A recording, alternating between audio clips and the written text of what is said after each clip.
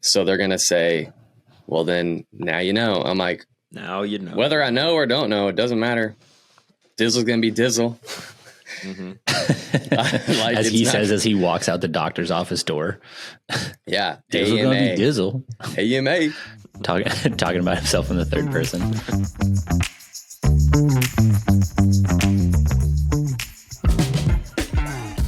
What's up, party people? We are back in the studio with the Bonk Bros. We're bringing it to you. Awesome. Another episode today. We're talking all kinds of stuff happened in the last week. The first thing we talk about is Valley of Tears, and what a crazy race that was. Only being 40 miles. They had to shorten it because a winter storm hit Texas. That's crazy on the day of the race. So DJ gives us the full insight to that and the dirt crit that happened the night before. We kind of think that that's cool. Dirt crit looked pretty cool. We also talk about Strada Bianca, Tadej Pogačar wiping out. Is it okay to attack when somebody crashes? I don't know. We talk about that. Tom Pidcock arguably might have done the right thing and waited, but either way, I don't think it would have mattered. Anyways, we talk about Paris-Nice, bunch of crashes happening in that race as well. First couple of stages already being complete at the Paris-Nice. Last year, Matteo Jorgensen taking the W there, so we're excited to see what happens as the race unfolds over the next week. We talk about the Midsouth, got predictions for that race coming up. And then also we're excited for this partnership with Bike Tires Direct. A lot of you guys have already been using the code, which is wicked sweet. We've been seeing that, and it's cool to see how much that code is getting used. And so don't forget, save 10% at checkout with code BonkBros at Bike Tires Direct. We're super pumped on this partnership. It might be like the best podcast partnership that we could have asked for. It's pretty awesome. And then also, if you've got more questions to submit or feedback for the podcast, you can send those over to bonkbrospodcast@gmail.com. Let's jump into today's episode.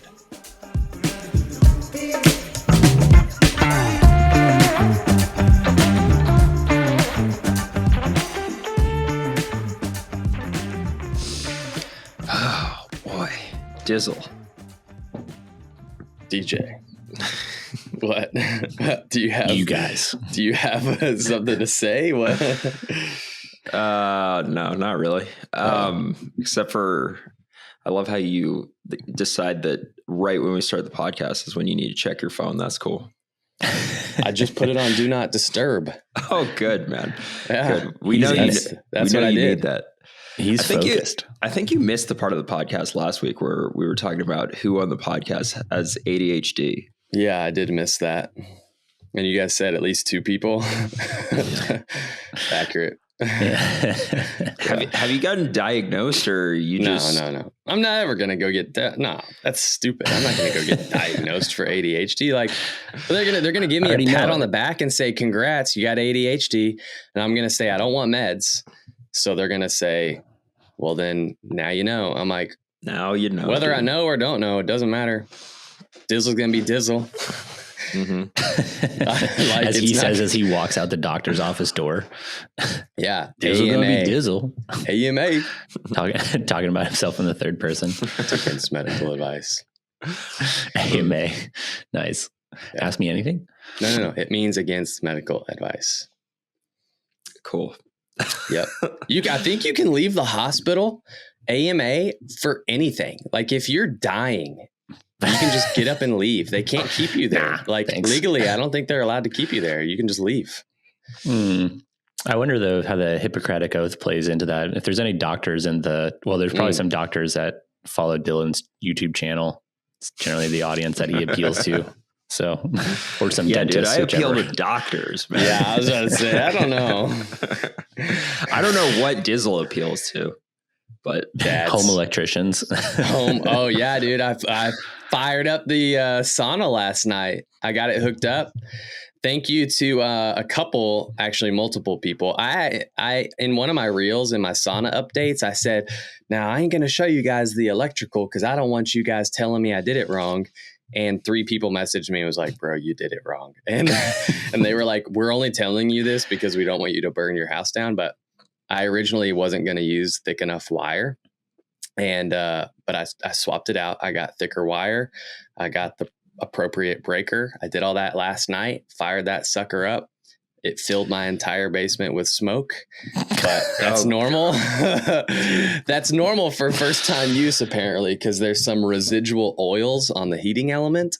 And so I waited an hour, and after that, it was good to go. It heated up, no smoke.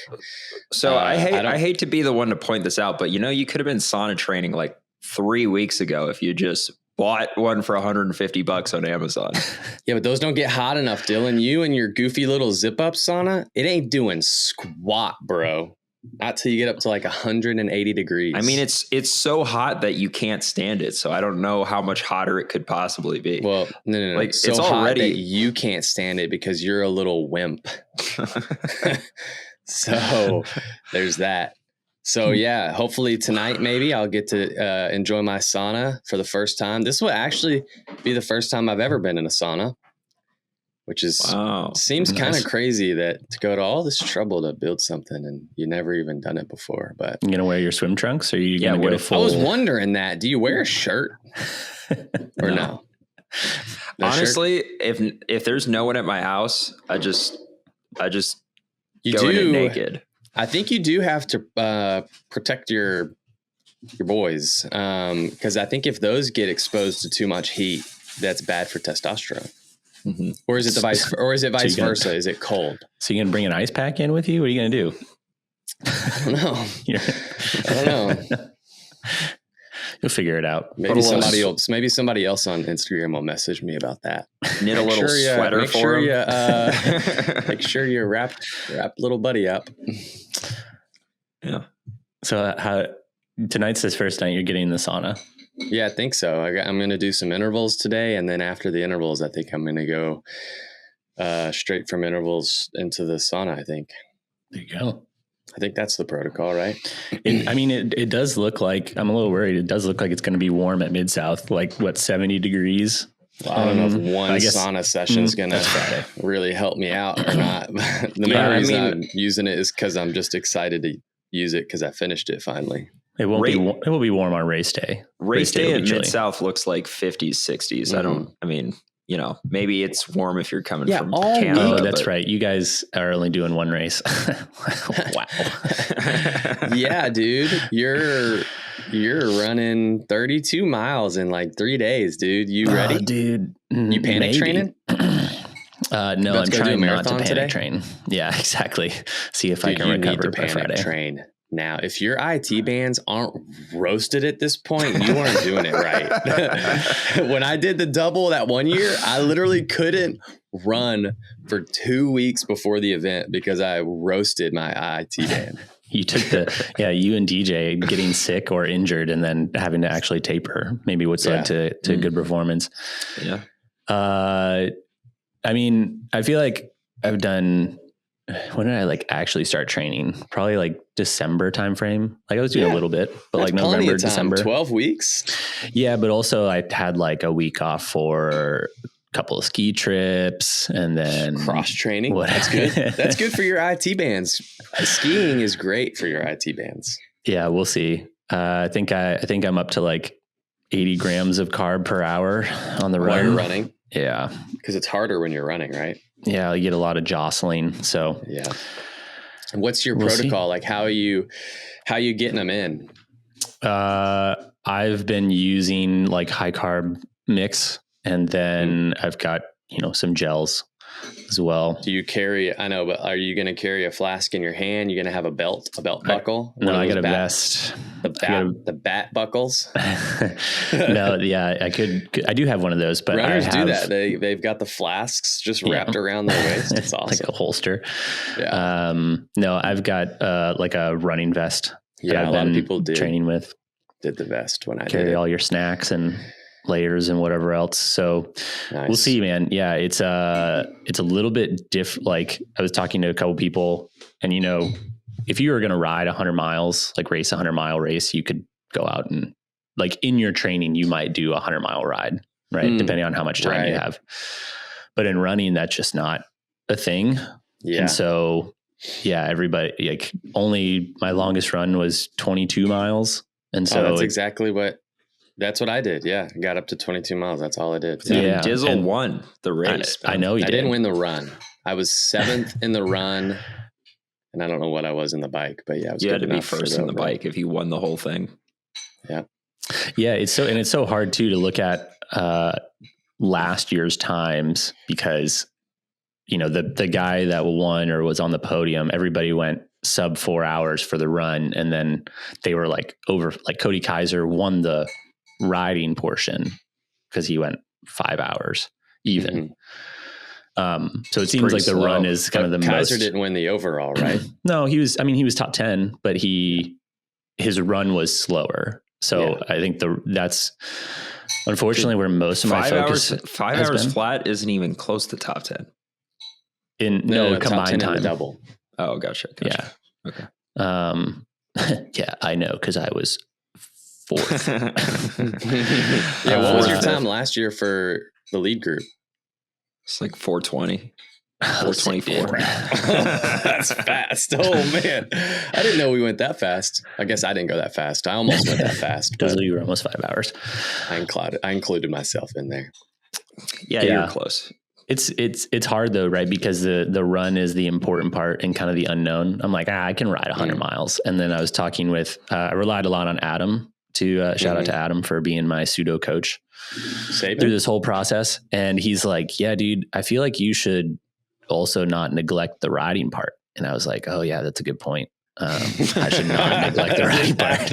It's over half the race. If you do a 4-hour run and a 5-hour bike, that's over half.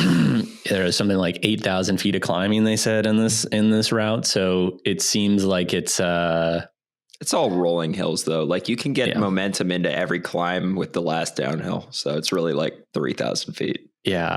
I think like, obviously, you know, I can finish the run. I'm not kind of worried about that. I'll knock on wood. I can finish the run. My thing is like, what am I doing to recover from that? I just like was not finishing? Was that even a blip? Like, I mean, what do you mean? Walk. What do you mean I can finish? Why are you even saying that? Come on, dude. You're not going to quit. No, that's true. I won't quit. But I don't want to walk either. I want to be running for the full time if possible. But it's hard. Yeah, it's hard like to be like, okay, how much do you put yourself in the hole for the ride? The answer is all the way. Deep in the hole. Yeah, all the way, dude. I felt so bad the morning of the bike race that once we started, like it felt better to be on my bike than to walk. Like walking hurt. Yeah. It literally hurt so bad just to walk. So that when the bike race started, I was like, dang, I'm in less pain than I was before the race. I just couldn't go over. I think I couldn't go over 400 watts. So like as soon as the first surge happened over a rolling hill, I was dropped. I was like, dang. Oh, cool. So like max sprint for me. Nice. Yeah. You just won't have. But I could still, I was still able to pedal at a pretty good tick all day. I just couldn't go hard. Yeah. So, I feel like I'm just going to have to set it at like tempo and just try to just like hold on. My original, I was like, oh, I wonder if like I can start far enough up, just like be like, oh, excuse me, I'm in the pro field and chop a bunch of people.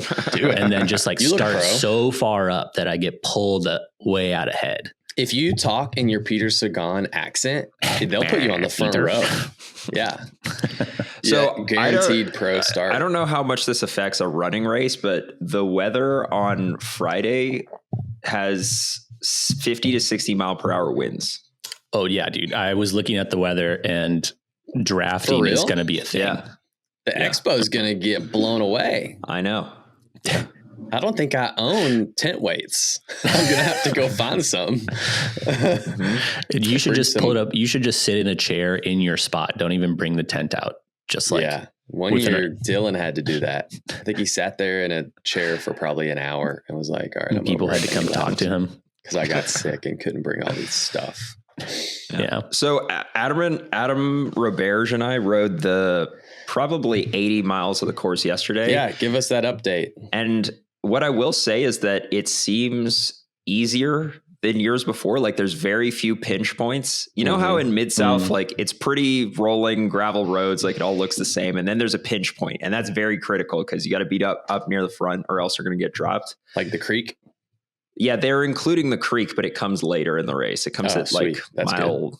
I don't know. 80 something like that. Yeah. Yeah. It's usually I've done it where it's at the end of the race. Yeah. So they do still have the creek. And then I think they've got a single track, and I'm putting that in quotes because it's more of like a double track through a farm.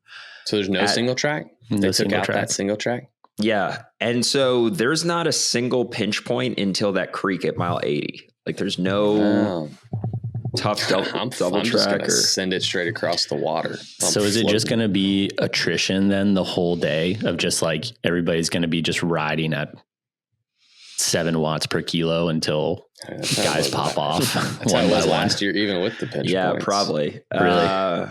Yeah. I mean, that's what I would assume. I don't know. We've already been like talking strategy, but I feel like all of that goes out the window on race day, you know? Strategy? What's the strategy? I don't talk strategy. I'm just like, look, dude. I don't think I've ever heard you talk strategy. Yeah, because I've done a bike race before and I know how it goes, dude.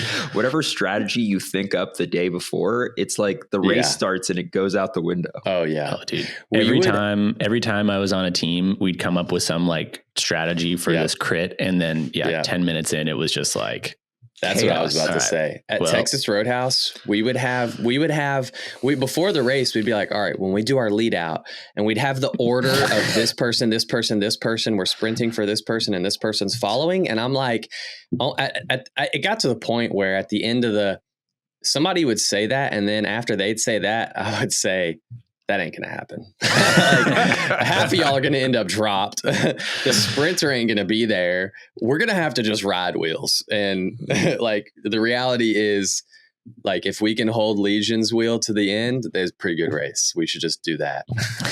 We're not going to. Why are we even coming up with this non-realistic plan? I feel like strategy is. You should only be talking about strategy if you're like one of the two strongest teams in the race. Yeah, if you have the ability wow, dude, you're discounting your teammate a lot. Yeah. I feel like they are talking strategy. Yeah, no, Adam talks strategy a lot. He's like, oh, we should attack here, we should attack there. And I'm like, dude, what I'm going to do is hold on for dear life. Yeah, I think that's my strategy. I'm hoping that Chase will attack early and then free ride all day. Although even if he doesn't attack early, free ride all day. Strategy is still the same. I just have a legit excuse. So you pre-rode the course. It looked a little wet from your Instagram post, and you haven't posted the ride to Strava. So hiding it? You know, we did the typical social media thing where we found the absolute worst part of the course, and that's where we took pictures. Nice. Perfect. Good. Yeah, there was like one part with mud, and that's where I stopped to take photos. So. We carried buckets of water with us to that spot and then dumped them so that it would look epic. Yeah, no, it's pretty dry. In fact, it was dusty. So, is it going to be that windy on Saturday? No, but it'll be windy. Not that windy, but it will be. I'm actually nervous about this expo now. Like, I'm gonna have to. Can't you just bring buckets and fill them with water? Isn't that Can I do that? It's going to soak somebody else's shit when it blows over and just pulls the buckets with them. I don't want to go get sandbags and just drive with 100 pounds of sandbags in my car. That sounds like a waste of money. Just bring some of those books that you have behind you. Is that a brick on your shelf? Bring that. That is a brick. Dude, that's a famous brick, dude. You ain't got a brick. Yeah, I mean, it'll be interesting. I'm interesting to see the how it plays out for you guys on Saturday with with so much wind coming through. What do you mean for us guys? Aren't you racing too? Yeah, but I'm in the amateur field. Are you really? Yeah. So if any of you guys want to wait up and tow me, pull me back to the front. Dizzle, can we talk about how you were like, yeah, I don't want to race 4 weekends in a row, and then you raced this weekend? Yeah, but that race wasn't like full tilt, and And you didn't race. I mean, you didn't even really race this weekend either. Like, if I had gone to Texas, it would have been a waste of money, a waste of time. No, it wouldn't have. Dude, How stupid was that race? Dude, you could 2 have hours. You could have just crossed the line, and they're like, "By the way, race is over." Yeah, Daxton but Dizzle, won. the one thing that you care about more than anything in life, money. You could have gotten a top 10 and gotten $1,000. So Daxton won $2,500. Yeah, for actually, a crapshoot of a race. They still paid out. So actually, what they did was the three that crossed the line without. So there's going to be people who have no idea what we're talking about.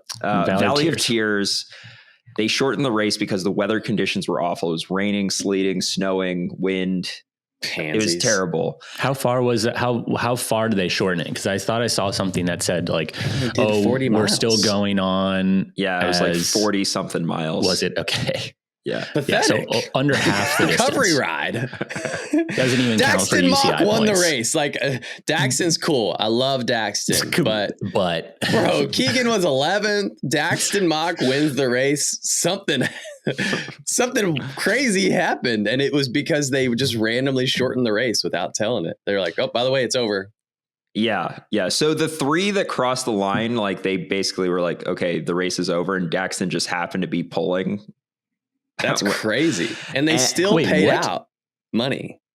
Yeah, but so what they ended up doing is like Daxton technically won the race, but it was going to be $2,500 for the win, $2,000 for second, and $1,500 for third. But instead, they just gave $2,000 to all three. They just split it 3 ways.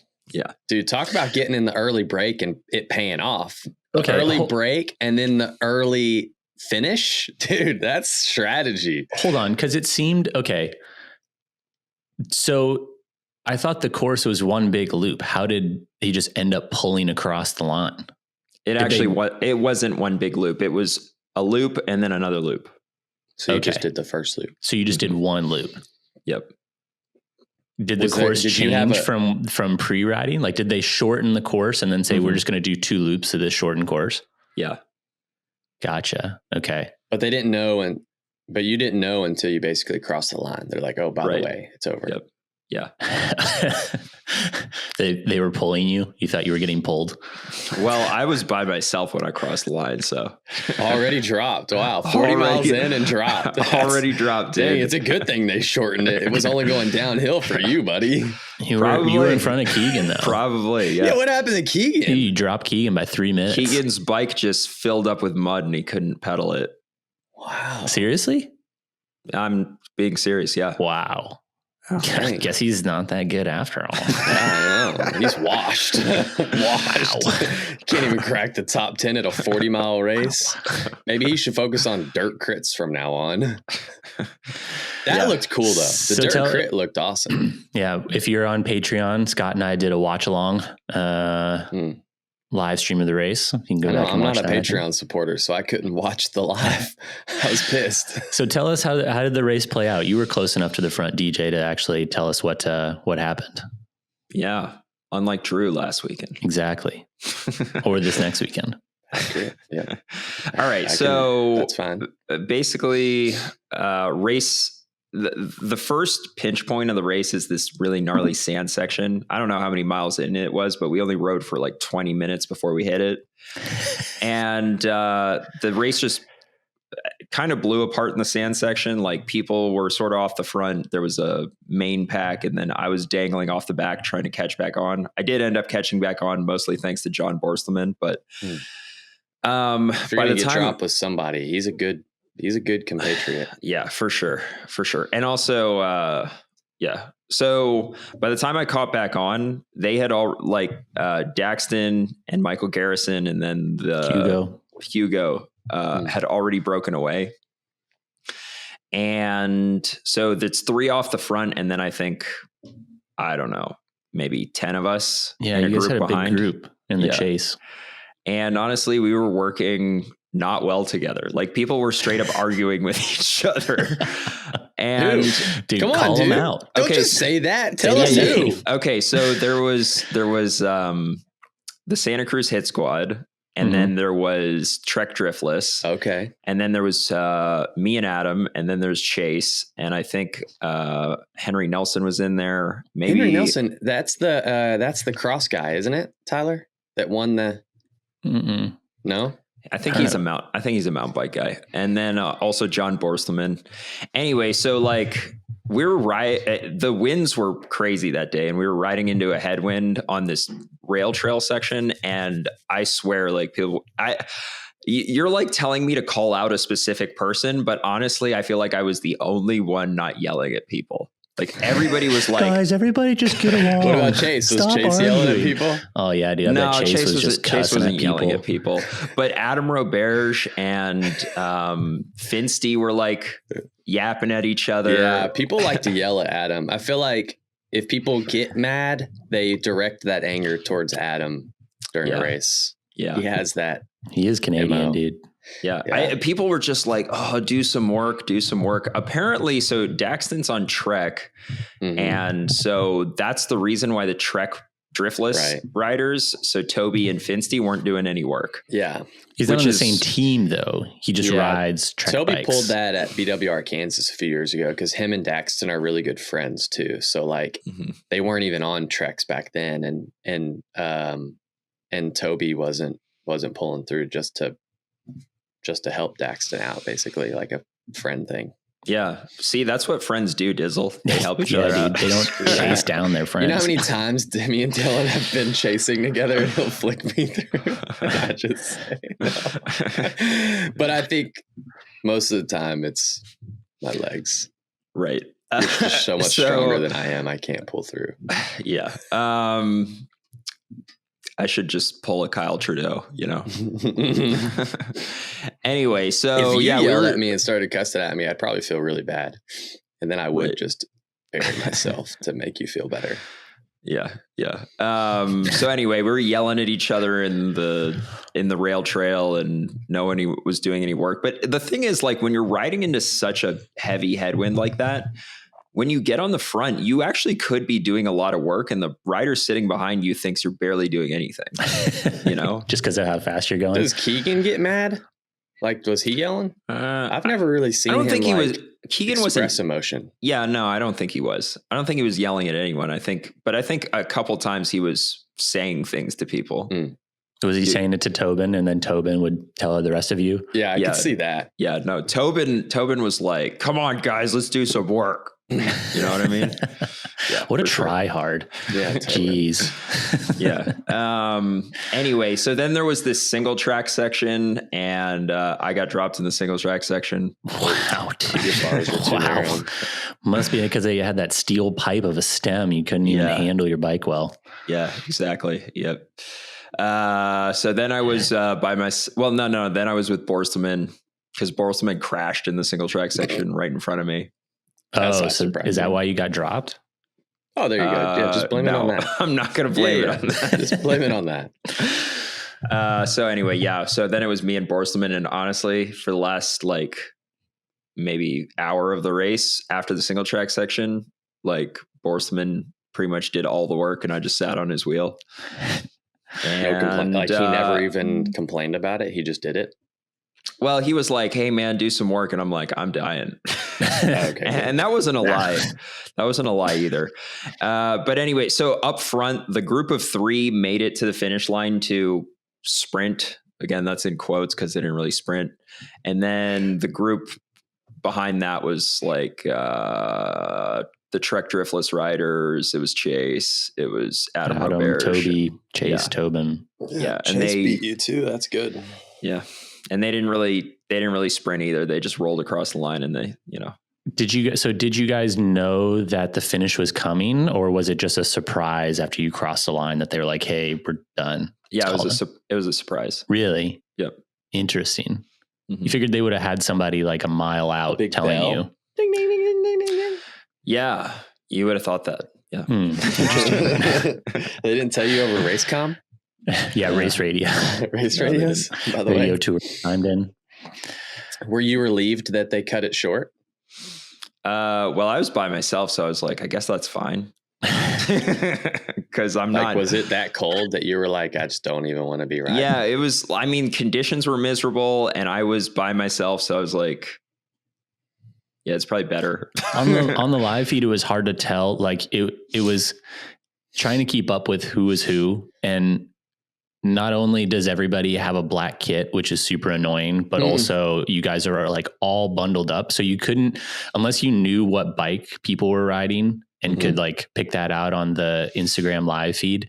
It was really hard to tell kind of who was who. Cause like Borselman had like a balaclava. Yeah. Balaclava whatever over his face. Like Toby had some stuff on. Keegan, he just had a cap on. I was like, geez, dude, these ears must be freezing. But it looked miserable in terms of like gray, windy, probably cold, the way you guys were dressed. But then to see your Instagram later when it was like sleeting and snowing was kind of the post race of like all the snow on the ground was like, dang, it got bad quick. Yeah. Also, you can't tell from any of the race photos, but it was sleeting on us during the race. Like we were racing and ice pellets were just hitting my face. Yeah. Could make you tougher. Not great, dude. Yeah. Is that why your face looks so jacked up today? Hydration from the sky. Wait, that's every week. Dang, dude. Dang. Dude, you might get stabbed. Dylan might take a piece of celery and stab you this week. Well, how do you feel? I mean, Valley of Tears. Valley of Tears. You going to go back? You went last year, right? Yeah, no, I like, they got extremely unlucky with the weather because every day the week before and every day the week after, sunny and 70. Yeah. They picked the worst day possible. Yeah. So shame on them. I mean, could they have just said like, oh, we're going to do the race on Sunday instead? Yeah, but that would have been worse because it snowed a ton. Like it snowed like 5 inches. And then the race we would have been racing in snow and mud. Yeah. You know, we tried to get them to change the race to Friday, but the problem is like for the amateurs, people work on Friday, you know? Yeah. Yeah. But who cares about them? Right. Right. This is a podcast for the top 1%. Okay. They should have just made the dirt crit the race and you just do 90 miles of laps on the dirt crit. Yeah. Tell us about you got a call up in the dirt crit. No, you didn't. I did, dude. He did. Why? How? Based on your dirt crit points? How does that work? Dirt crit national champion was also called up. Look, I don't want to brag or anything, but I was heading for a top 10 in the dirt crit before I. You were dropped off the line. You weren't even in the picture. Before what happened? I burped my tire with like 2 laps to go and it went flat. Oh my gosh.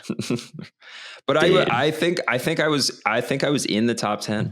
So what tires? Like what tires did you trial, or was it actually like a crit? No, it wasn't a time trial, bro. Well, the women's race looked like a time trial. It raced more like a cyclocross race than a crit. Yeah, that's what I figured. Yeah. So for those who didn't see, this is maybe for Dizzle's benefit as well.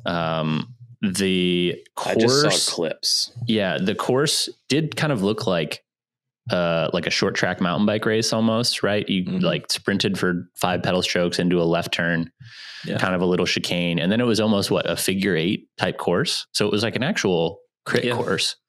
Yeah. Just like on gravel. The map made it look like a crit course. Like the aerial but I think the fact that it was off road with sketchy corners made it race more like a cross race. Cause there wasn't a whole lot of peloton, if you know what I mean. Yeah. Pretty quickly, actually. You guys, funneled down. It almost looked like, at least in the men's race, I couldn't tell if that was a Cybertruck or a dumpster that you guys were going around after like the 3rd turn.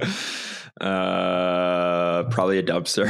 Okay. Or, I mean, I don't know. I can't even tell the difference between a Cybertruck and a dumpster. Unfortunately, Adam's not here to defend his beloved Cybertruck. Same. Yeah.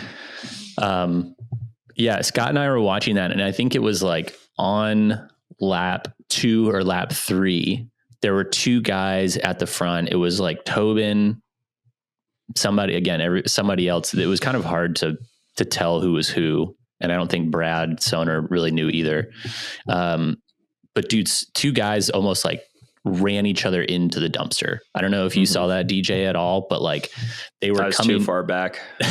they were coming in to it, and it was like one guy, the guy on the inside was trying to go left, and like the dude on the left side just said nah, and was like basically made him like go right around the dumpster. It was kind of an interesting feature. I don't think I've seen that in a crit. You had to go around it. It was in someone's like front yard or side yard, but it was in the course. Oh, I thought you meant like it was off course. Oh, snap.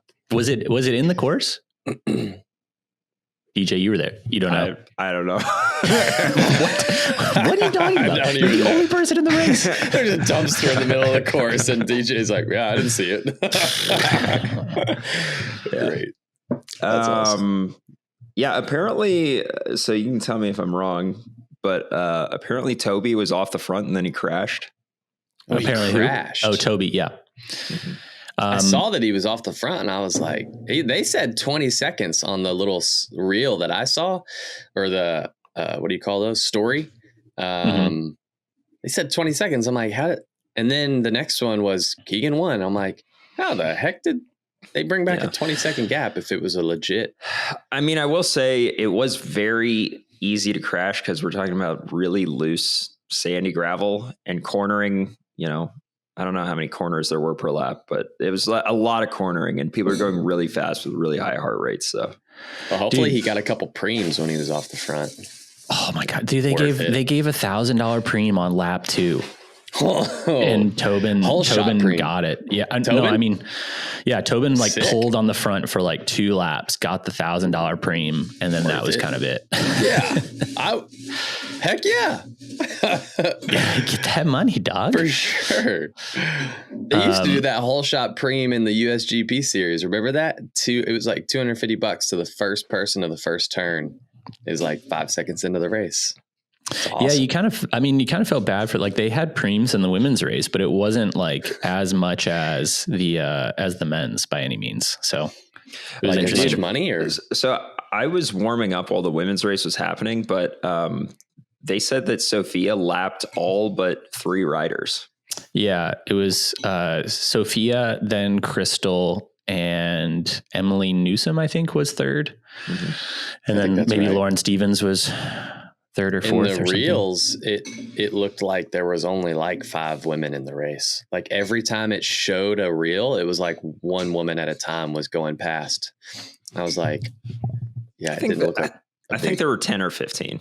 Okay. Yeah, there were more 10. Than what it looked like then. Yeah. Yeah. Sophia, what happened was the left turn into the chicane.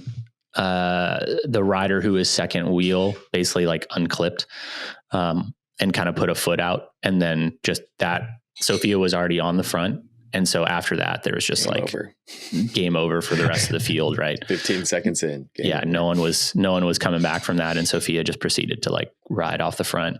I'm trying to find the part here where Toby crashes because it was like pretty dramatic. Like he was well off the front. See this. They were racing for second, and then all of a sudden like Toby just kind of goes down. Did he get back up or no? He did get back up, but he crashed like 2 corners from the finish. And it did look sketchy in the race because you could actually see like you could see it wasn't on the last lap. Was it on the last lap? No, I think it was like 1 or 2 to go. Oh, here it is. Yeah. That is dramatic. Okay, here, let me how long was the race? Was it 30 minutes, DJ? 20 plus a lap. Wow, that's short. Yeah, it's that's short. Real short. Okay. Let's do a little. I was a little surprised Keegan won. I would have thought somebody like a Tobin would have won. I'm not. It's like Keegan's done a lot of short track racing, Yeah, true. Right. Dang, this is legit. We're in the air right now. All right, so this is Keegan and somebody else. Here's Toby. And you just watch his front wheel go. Yeah. Oh, I see. Yeah. Into the corner. He was right. They were right there behind that him. corner was real sketchy. Yeah. I mean, you come off pavement into dirt. Why did he set up wider? None of them are. The reason he didn't set up wider is because the inside line had more traction than the outside. Okay. Like you can't really tell from this overhead. It looked like he tried to save it. Like you can see I think he tried to dab, but it was too late. Also, like this fence, like if we back up even more, it doesn't seem like anybody's really taking, like you're not able to like tighten up to even swing across, depending on how much speed you have. Yeah. But we'll go back even further to see the, oh yeah, you are in people's front yards. Yeah, there's the dumpster. That's in somebody's side yard here, just right there. Oh yeah, you're right in the. Yeah, I do remember that. Now that you point that out, looks pretty cool. I couldn't grasp the concept in my head. Like, why would they do a dirt crit? But watching this, it does seem kind of cool. Yeah, I mean, like I said, raced more like a cross race or maybe a short track mountain bike race. Calling it a crit is kind of, I don't know. Yeah, but still cool.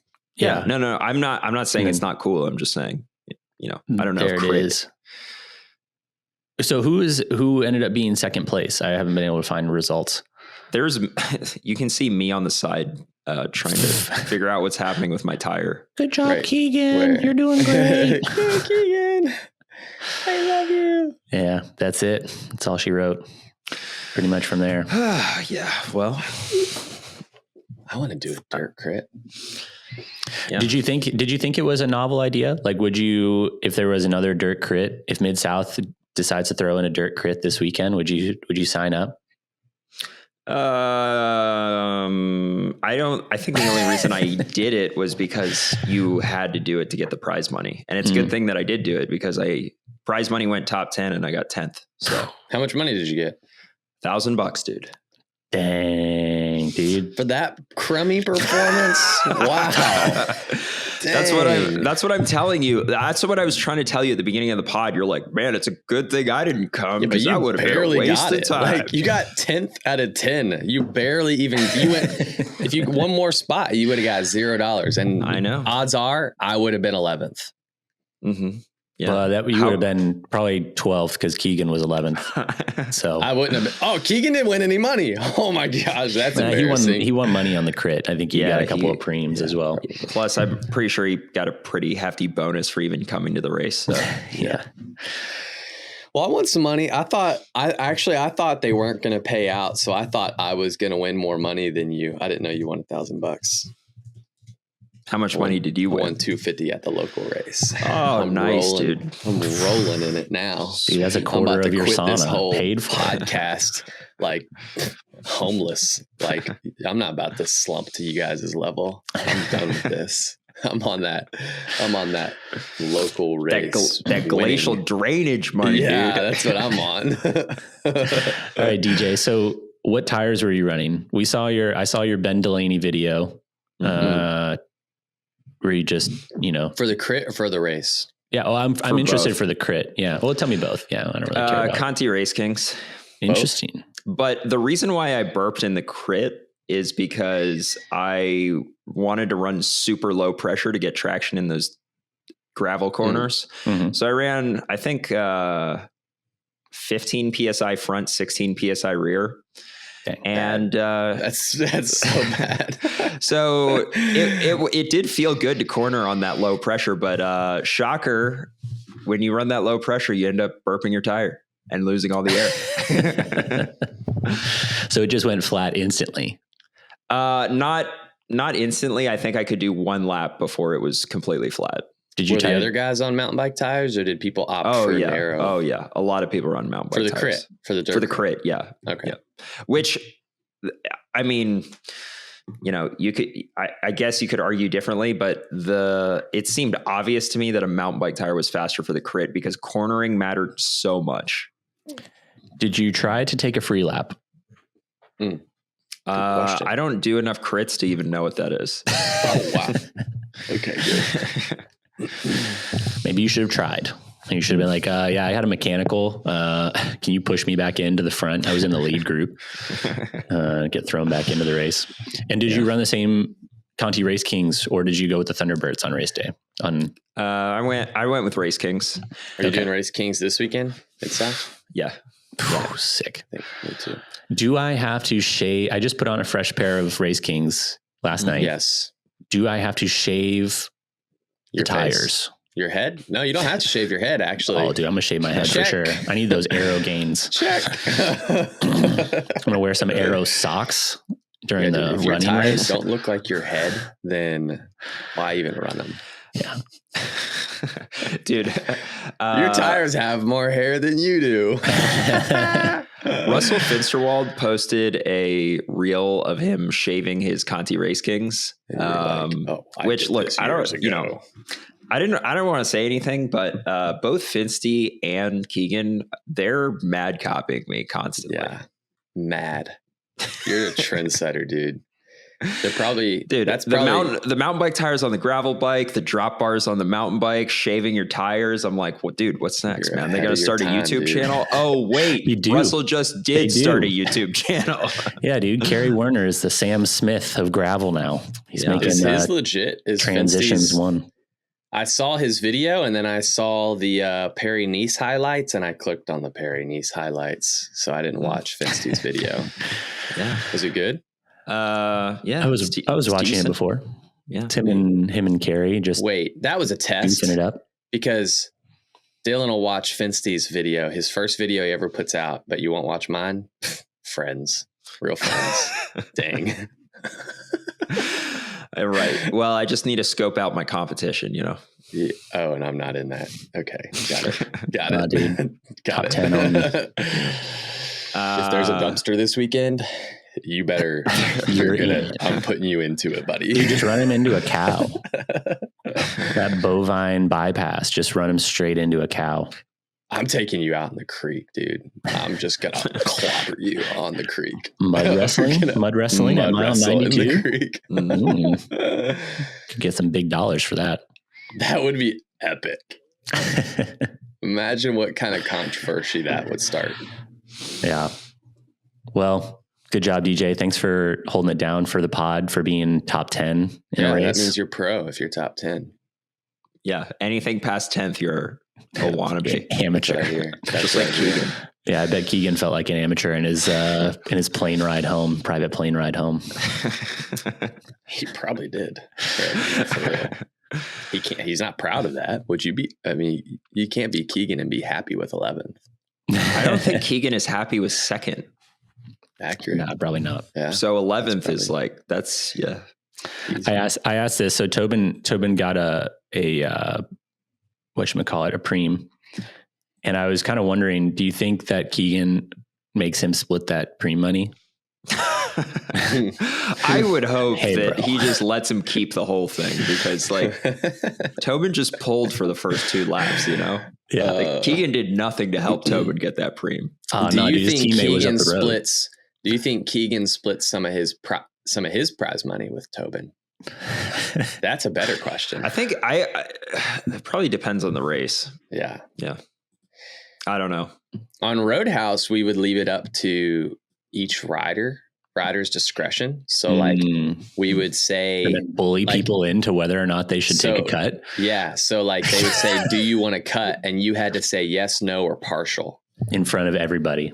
Nah, actually, yeah, maybe it was a group text, but I think most of the time I just said partial. If I didn't feel like I really contributed, I just wanted enough to like get some gas money. Yeah, we did that for the team that I raced for, which always just made it kind of awkward, I guess. Yeah, that like, you know, you have somebody there and you're like, do you really think you should get a cut though? Because you sat at the back the whole day. That's crucial. You're Tobin, you only pulled for 2 laps. Do you really think you should get a cut? Other riders back there. That's true. Stacking it up. Speaking of stacking it up, do you watch those amateurs at Perry Nice just crash like 18 times yesterday? Dude, I know. I was telling Tyler before we started, I actually did some homework and like I watched some races last night so that we could talk about them today. Yeah, let's not talk about it though. But I didn't even know Perry Nice was happening until I got on YouTube and I'm like, oh snap, it's happening. So I watched the stage 1 and 2 highlights and the Strada Bianca highlights. I didn't know that was happening either. Dude. I don't know. How do you guys stay on top of the calendar? There's so many races happening now. There is a lot happening right now. The women's race was just fun. It's the most interesting. You're talking about some gravel beef. The most interesting beef to watch is just Demi Vollering versus Team SD Works. Like I she feel used like to be on that team last year, right? Yeah, super toxic. It seemed like, don't know, allegedly. And now she's on FDJ. Now she's on FDJ. Did they start a women's team? Like this is the first year they're. No, they've had it for a couple of years now. Okay, but this is definitely the like probably the strongest that FDJ has been in terms of all around. I mean, they had Cecily Utrip Ludwig the last couple of years. And yeah, pretty crazy to see just the beef, and who won? Negative racing. It's like they've been watching Adam Roberge or something like that. Who won the women's race? Just kidding. Demi did. She beat her old DS and coach, Anna van der Breggen, who came out of retirement this year because she got tired of watching Demi win or something, allegedly. Don't know. Wow. And then PFP was third. Wow. Dang. Yeah. You don't like wait, hold on. You don't like PFP? I don't like PFP at all. No. Why? I thought. Just not a fan. Does she have, is there something negative about her? I'm just not a fan. I don't know much. I don't know much about her except for that she's won. Has she won all three? Yeah, she's won all three world titles, which is pretty cool. Yeah, dude, I just hate the people that are on top, Yeah, that's how you do it, Tyler. Just because she has more hair than you. I mean, I don't know anything about PFP, but I also don't know a reason to not like her. She has a diamond in her tooth, which is a reason to not like her. A diamond in her tooth. Seems like that seems hold on. She has a diamend in her tooth. She did have like a veneer or something like that. That was like she doesn't have it anymore. I don't know if she does. I just turn off the TV when they interview her. When I saw her at Cross Worlds one year, she had like a diamond in her tooth. Yeah, and that's why you hate her, because she's like one of the. I was like, why would you do that? No, she's a strong racer. I feel like, she's just not I'm just not a fan. Just not a fan of her. Fair enough. Her and Tom Pidcock. I like Tom Pidcock, but I just don't think that he, in my opinion, has done enough to warrant being part of the big three. No, I agree with that. Do you think his second place this weekend warranted that? I mean, all he did was just not pull with Tade. Yeah. He waited for him. He gets sort of waited for him. He didn't really wait for him. And then he's like, oh, maybe I should wait. He probably doesn't want to win that way, does he? Yeah. A win's a win. So that's even what Tade said. A win's a win. I know in cycling, it's like a thing where, especially in a Grand Tour, if you crash, you wait for the yellow jersey. Maybe in a Grand Tour, it makes sense. In a one-day race, I don't know, every other form of racing, like if it's Formula One or MotoGP or what, name any other form of racing, crashing is like, well, that person took too much risk, and that's what happens when you take too much risk. Sucks. Yeah, exactly. Yeah. If you crash, that's part of the race. Yeah, Pidcock is known for being probably like the best descender on a bike in probably the world. Yeah. And if he can descend better than Tade, and Tade crashes because Tade can't descend that fast, Tade, the way that Tade crashed was he was just coming into a corner and just lost traction, I think on the rear wheel first. And he just slid out. It wasn't the case that he just can't do it. He couldn't do it. It was just that he happened to break traction. I saw an interview and they said, what happened? And he said, he went like this 10 times. He goes, I went too fast. Yeah, but I guess the point that I'm making is that what's the point of going fast on a descent? It's to gain an advantage over the people who can't go fast. And there's a risk involved with that. The risk is that you could crash, and then, you have to deal with the consequences of crashing. What I'm saying is if you went too fast on a descent, you took that risk, and then I don't know, that's part of the race. You could also run a risk running super lightweight tires and then get it flat. You could also run a risk. If we just waited for everybody every time something happened. Exactly, dude. Yeah. I mean, people run all sorts of risks in racing, like, run this super lightweight part that could break, go off the front when you could get caught, whatever. Like, there's all sorts of calculated risks, and descending is one of the calculated risks. And if you overcook it, like, I know it's a thing in bike racing where, you wait for somebody that crashed, but I don't know if it should be. I think in that particular situation, it was the case that Pidcock probably knew he wasn't going to stay away. And the Lantern Rouge said this, so this isn't an original thought, but I think they were right in their analysis that like Pidcock wasn't going to stay away from Tade for the rest of the race. So he's like, well, I might as well win some kudos here and not just like attack. Yeah, that's a good point. That's good. Well, he lost our kudos. I would have given him more kudos if he had just launched it from there. Looked back and then just then when Tade catches him, be like, I ain't pulling, dude. I'm cooked. Yeah. I just buried myself to try to drop you, dude. Also, I'm going to be honest. Like, what it looked like for me was that he looked like he was just going to launch it, and then it looked like he had a second thought, and he's like, I don't know if I should do that. Or the race rate, his team director was like, hey man, like, you shouldn't do that. The little angel on his shoulder was like, yeah, it was spoke a little louder than the devil. Like, it doesn't look like waiting was his thought in the moment, is what I'm saying. Yeah. And honestly, like, no, I guess what I'm trying to say is, I know that bike racing has this culture of wait for the leader who crashes, but this is a one-day race. There is no leader.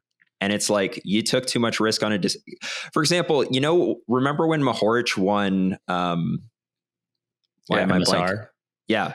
And he's taking crazy risks on the descent. And it's like, if he crashed, like, that's on him, dude. Like, you're going insane on the downhill. And and look, he reaped the rewards for taking those risks, but it could have also ended up with him in the hospital. Yeah, it seems to be a very fine line between like what is acceptable for waiting and what isn't.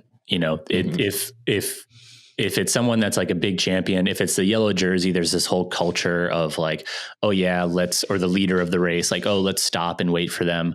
But, there's also probably instances in the past where the leader will just call for like a pee break and be like, everybody has to wait. Let's block up the road so that nobody else can get across to the break. And it's like, well, I don't know. It's kind of, it cuts both ways, I guess, of, people taking advantage of their status as a race leader or their prominence in the peloton. Here and goes then Tyler again, just hating on the people at the top. Exactly, dude. I'm here to bring you guys all down. To take a pee break, Mr. Yellow Jersey. You better hold it or pee on yourself. Dude, yellow jersey, man. You can just piss that jersey and no one's going to know. We had a whole conversation about peeing our sham during the race I did this weekend, and I was like, your Grand Fondo, it sounds like when you guys are talking during the race. I was like, there is this other alternative where you don't have to pee your sham and you can teach yourself how to actually just pee off the bike. Like, that's an option too. And they were like, nah, we just pee the sham. I'm like, what's wrong with people? Like, just pee yourself. Speaking of peeing yourself, what are your guys' predictions for Midsouth this weekend? You want to do some Alexi's racing? He'll be strong. Yeah. So the last few miles of the course has some really big rollers. So I think like the run back into town or yeah. Okay. Like on pavement or on gravel? Gravel. Yeah. It's got some really well, never mind. Go ahead. Anyway, it's got some really big rollers. I think somebody could get away on there. Alexi's racing. Seaman Nordal Svensson is here. Oh yeah, he'll be good. Yeah. Finsty? Finsty. Brendan Johnston's here?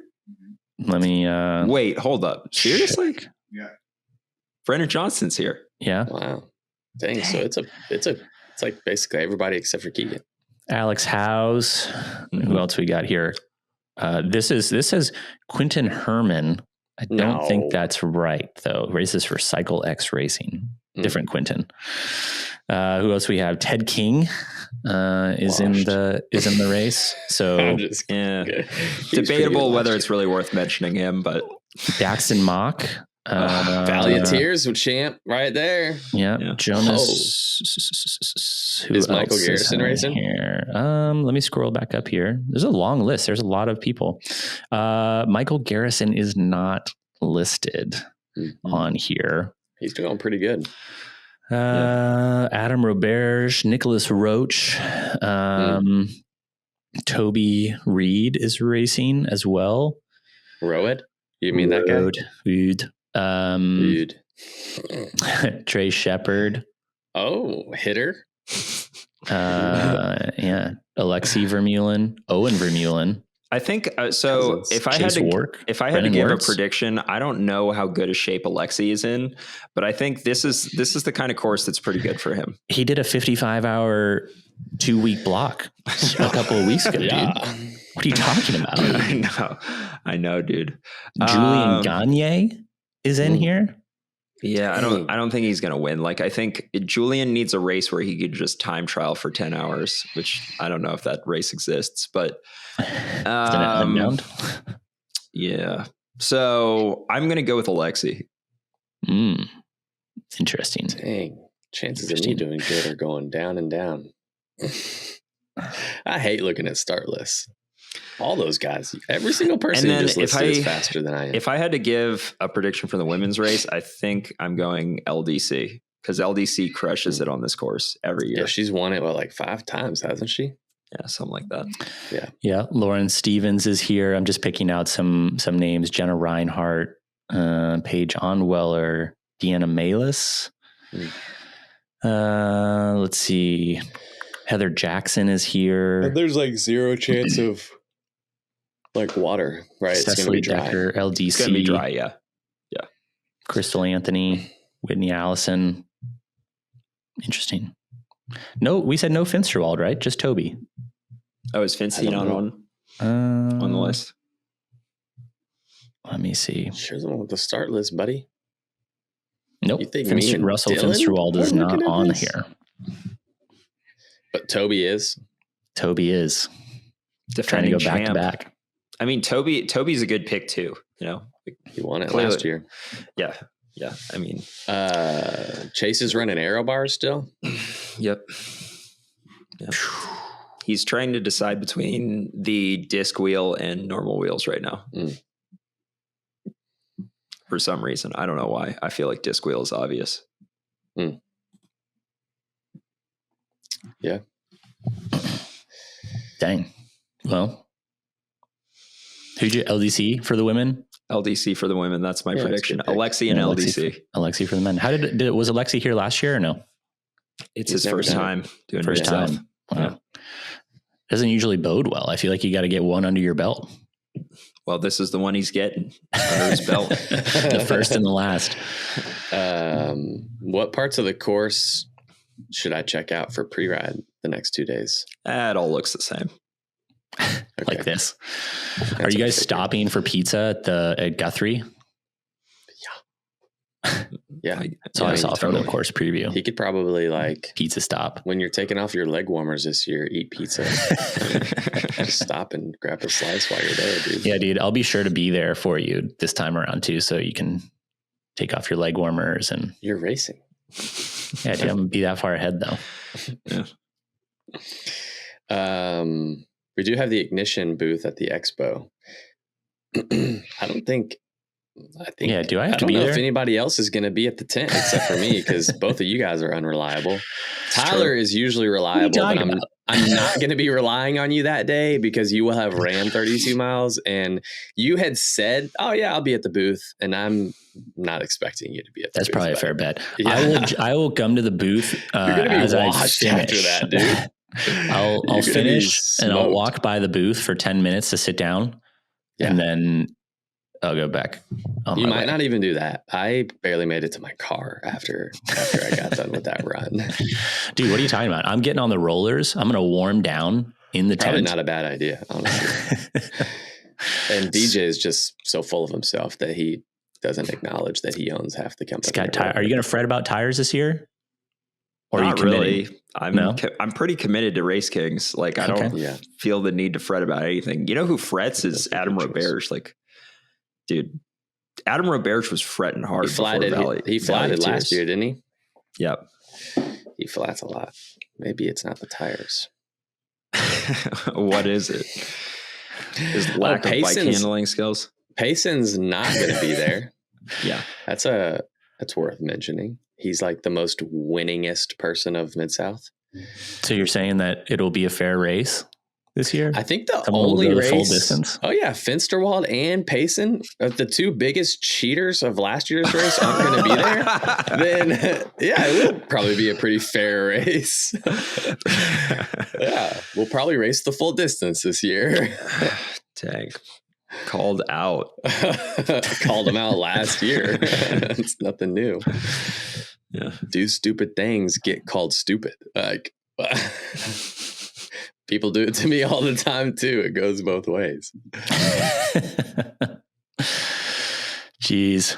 Well, are you capable of accessing the listener questions, or is that only reserved for Adam? Snap. Yeah, I can do it. Let me do the ones that that Adam doesn't have access to. Which would be what? The ones that get submitted via Ignition, which is also, we don't talk about it, but Ignition does support this podcast as one of its sponsors. It does, dude. Keeping me warm this morning. Yeah, and keeping all of you guys employed. Where is it? How do I? All right, I got it. Bonk Bros listener question form. It's on the Ignition Coach Co website, along with where you can sign up for coaching, one-on-one coaching. It's better than stupid AI crap or. Let's take this moment to shout out a few other sponsors. I used coming through. I used the Ketones during the race this weekend. Yeah. And I won. So if that's not proof, then I don't know what is. Okay, look, I don't want to throw shade at one of our sponsors that's not really a sponsor, but they are now. They are a sponsor. Did you see that? Yeah. So they're official. So Dylan, whatever you're about to say. Okay, well, this is what I'm about to say is that you shouldn't take ketones before the race. I did. Ketones, I took half the bottle on the start line and the other halfway through. Drew, you shouldn't take it before the race. It's like a recovery. You just said that. What? When should I take it? I said you should not take it before the race. Like it should be used as a recovery aid. Oh, yeah. Really? So what is the benefit of recovery? Ketones basically just help you to save your carbs for when you need them. Yeah, but also ketones will probably reduce your sprint power. Sprint? Power. That's not good. Good thing I don't sprint. I think he was asking what. And also probably. You must have been on ketones last year. Good one. I want to remind you that the only sprint that we've ever done together, I beat you. So in training. No, in a race. What race? Southeast Gravel. Oh, yeah. That was like, 7 years ago or something like that?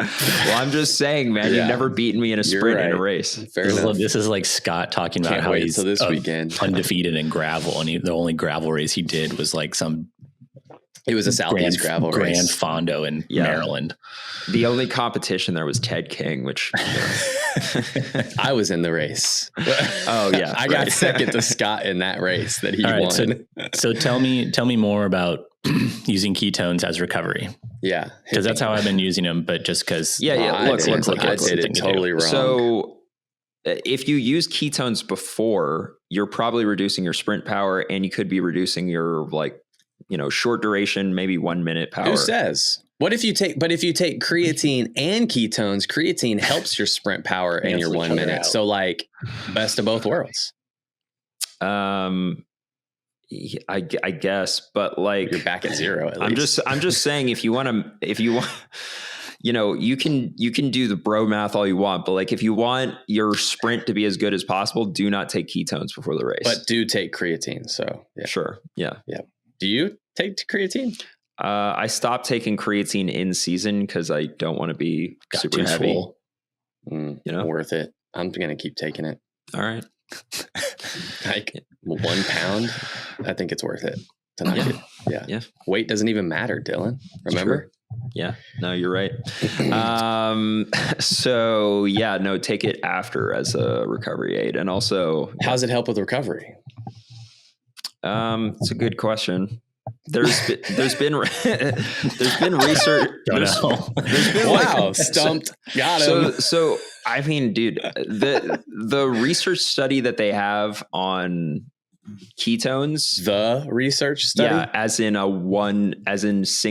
one study. Wow. Yeah. As like, dude, I'm not a ketone advocate. If you I don't realize, I'm like, honestly, I could go. Is though. Adam Roberge is. Yeah, I know. Adam Roberge is. I could go. I could, based on data that comes out, I could go either way on ketones. Like, I'm not sold on ketones, and I'm not sold on ketones. If that makes sense. Well, if it's a post race thing, then it's like, might as well do it. I mean, because it's not going to affect your race if it's post race. So if it helps with recovery, then good. I'll just keep a stash right in my sauna. Yeah. Why is Adam such a big? He thinks it helps with his recovery. Like noticeably helps? I don't know if he'd say noticeable. I don't really think it's very noticeable. I think that honestly, when we're talking about some of these supplements, if you are able to notice the difference, you're probably succumbing to the placebo effect, because the difference should be so small that you can't notice it.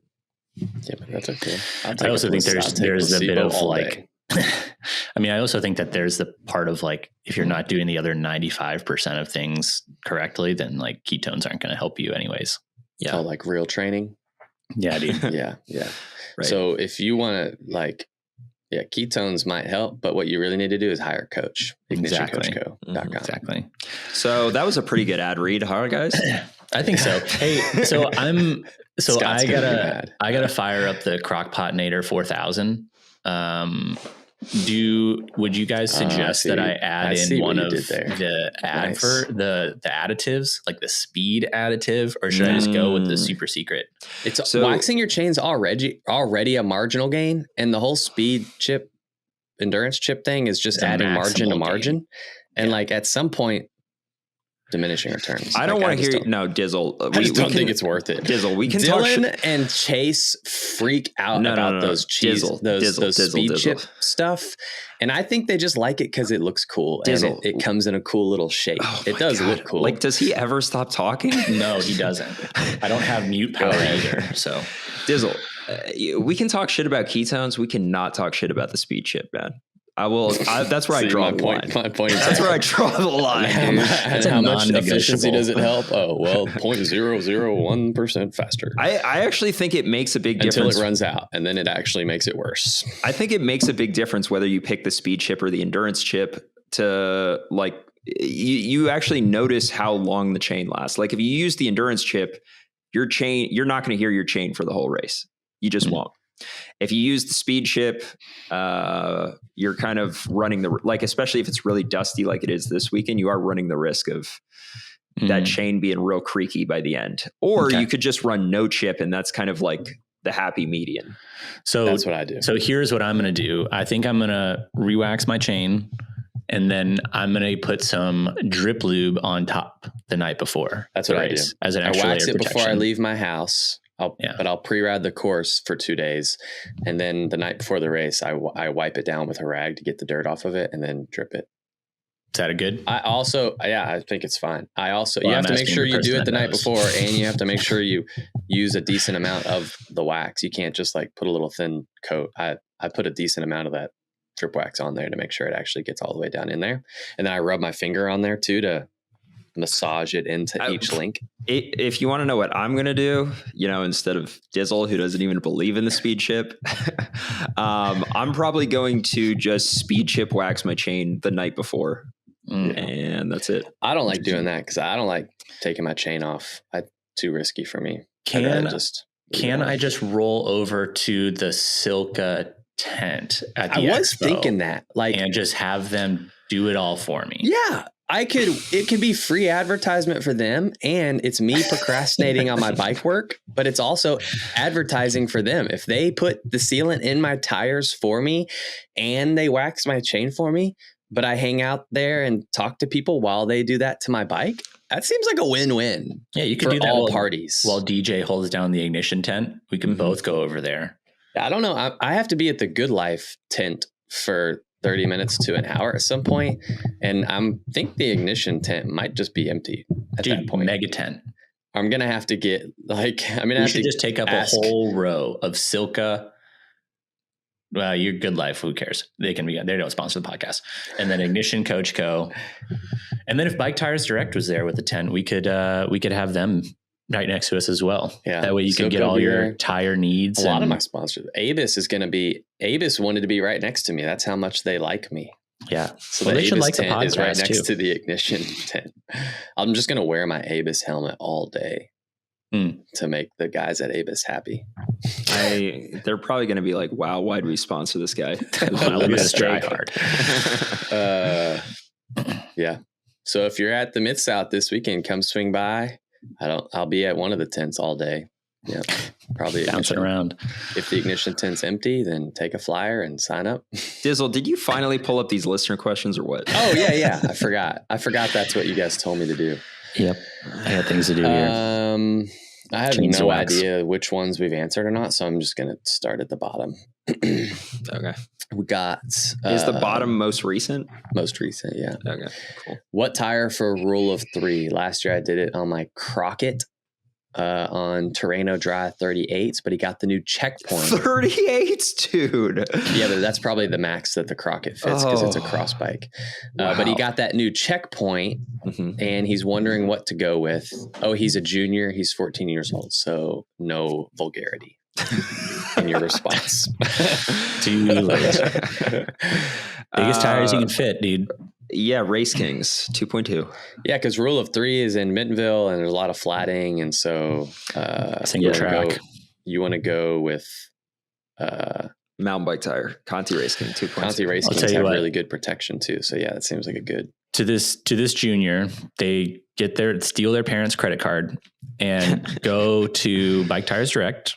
Use code BonkBros so you get a 10% discount. Well, it's kind of like you're not stealing from your parents because you're going to get a discount. You're saving them money. You're saving your parents money when you steal their credit card. Exactly. Maybe ask their permission. Don't steal. I'm not advocating for stealing your parents' credit card. But why? If you got that benefits us, order a ton so that we can get the commission off of that, dude. You might get grounded, but worth it. Yeah, worth it. You go to school the next year, send it back. I'm friends with the Bonk Bros.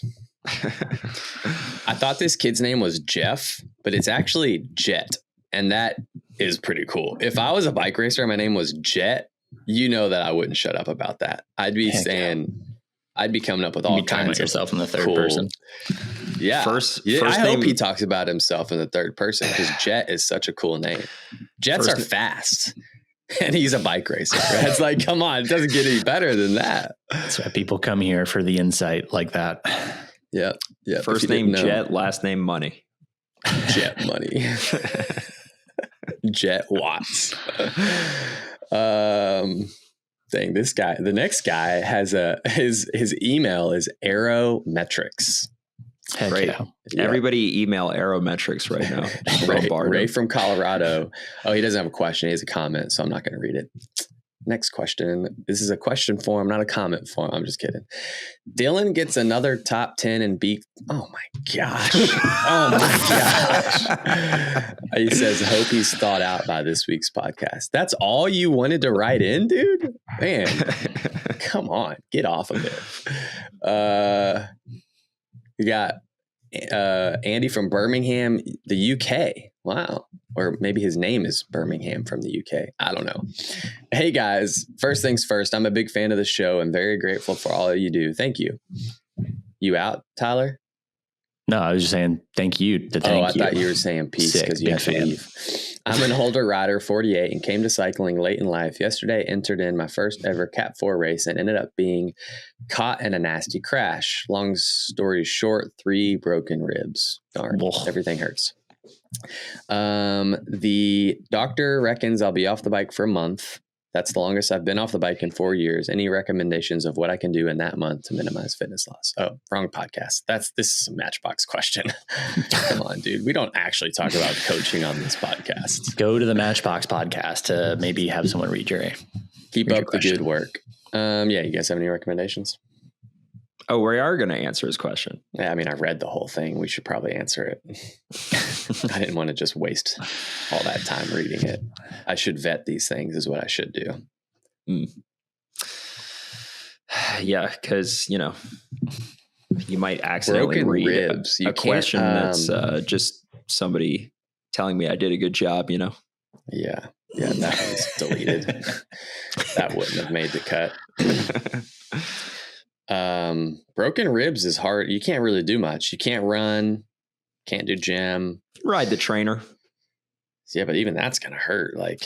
Well, sack up. I've seen people because what hurts your ribs is the weight of your upper body weighing down on your ribs in the cycling position.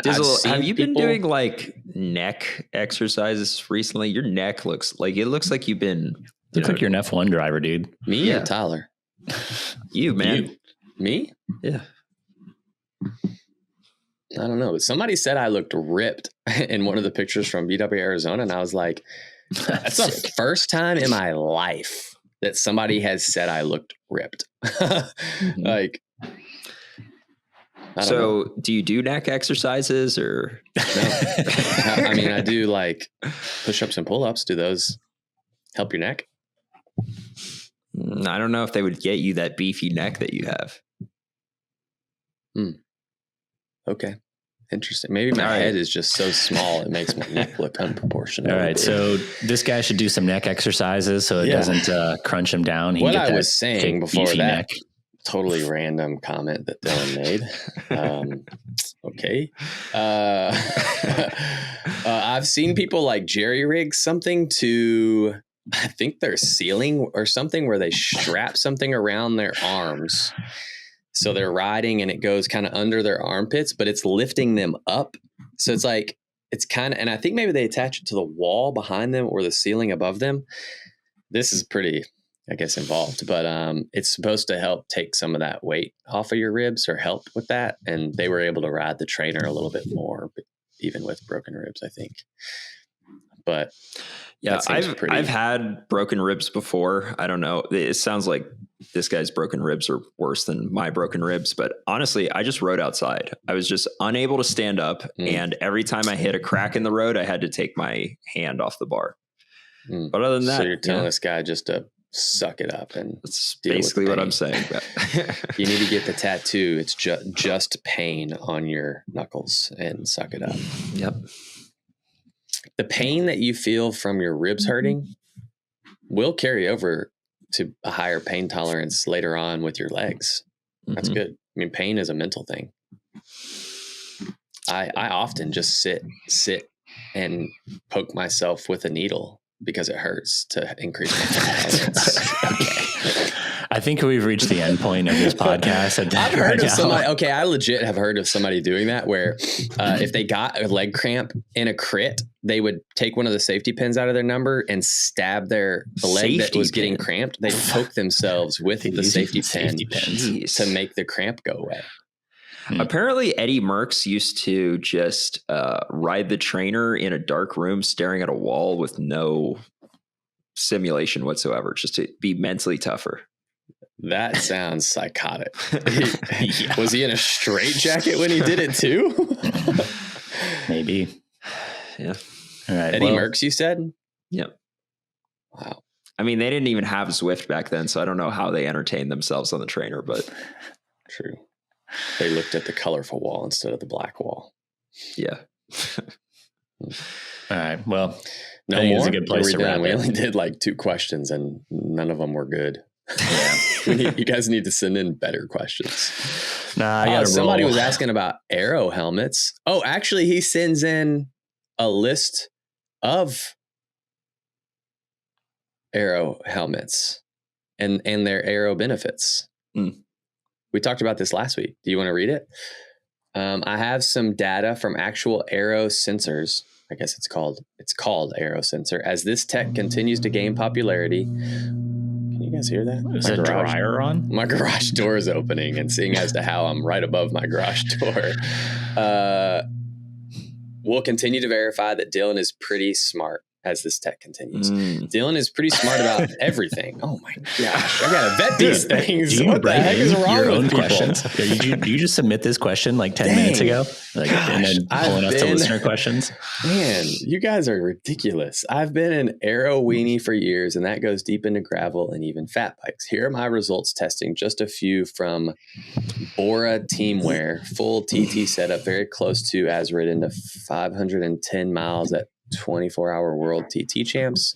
All wattage based on 25 miles per hour. This one day of testing, and I'll do much more with road bikes and gravel bike tires coming up. Baseline was the Rudy Wing. Rudy the Wing. Cask Mistral, I don't know what any of these are, was a negative 5.4 watts. The Specialized TT5 plus 0.3 watts, so nothing. Bontrager Ballista Aero Road Helmet plus 3.8 watts. Rule 28 socks, the old ones, were 0.1. Rule 28 base layer, negative 5.3 watts. Okay. I don't believe any of these. So what is he? what point is he getting at? Other than that, so idea. Smart and intelligent. So I think that's it. I think he just listed off a couple random things that he tested to let us know. Was he reiterating on the fact that I said a TT helmet is not necessarily more aero if you're in a normal riding position? Because he said, "Hey guys, aero helmets." Semicolon. So I think his preamble was aero helmets. Like he was referencing what we talked about last week. Sweet. But I'm not going to run any of the crap that he just listed off, so it doesn't matter. Yep. Yep. All right, end it? Yep, probably. See you next week.